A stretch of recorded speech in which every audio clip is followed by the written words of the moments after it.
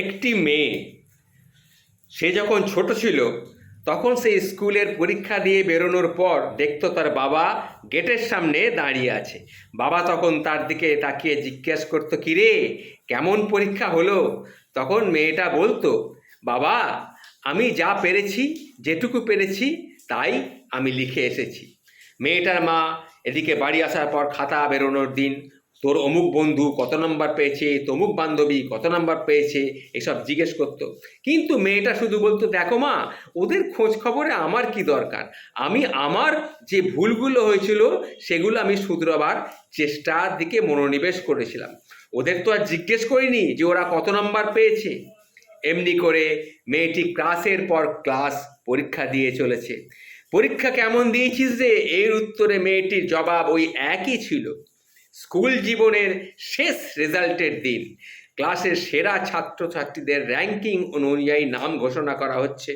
একের পর এক মেয়েটির নিজের মনের মধ্যে সান্ত্বনা দিয়ে যাচ্ছে যে আমি তো আমার সাধ্যমতো চেষ্টা করেছি, তার যোগ্য ফল যেন আমি পাই, এইটুকুই আমি চাই ভগবান, এইটুকুই আমি চাই, আমি যেন আমার যোগ্য ফলটাই পাই। সমস্ত ঘোষণার শেষে একটা চমক ছিল। ফার্স্ট পজিশনের নাম ঘোষণা না করে স্কুলের হেডমাস্টার মশাই সেদিনের খবরের কাগজের পাতাটা সকলের সামনে মেলে ধরলে দেখালেন সে বছরের রাজ্যের সেরা মেয়েটির ছবি। মেয়েটি এতটাই অবাক হয়েছে যে সে তার নিজের চোখকে বিশ্বাস করতে পারছিল না। সে দেখল সে তার যোগ্যতার কোন মাত্রায় সে পৌঁছে গেছে।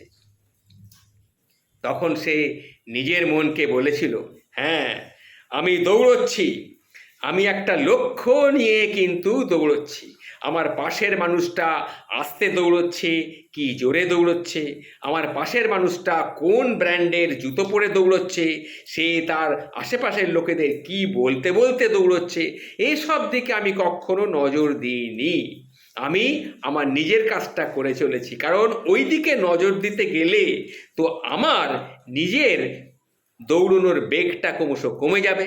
সুতরাং আমি সেদিকে কখনো নজর দিইনি, তার ফল আমি আজকে পেলাম। তাই এই মেয়েটির এই চিন্তা ভাবনাটির দিকে লক্ষ্য রেখে আমার তাই বলতে ইচ্ছে করে, আয়নাটা সবসময় নিজের দিকে রাখবেন, চারপাশটা কেমন করে গড়ে তুলবেন সেটা আপনার ব্যাপার, সেটা মাথায় রাখবেন।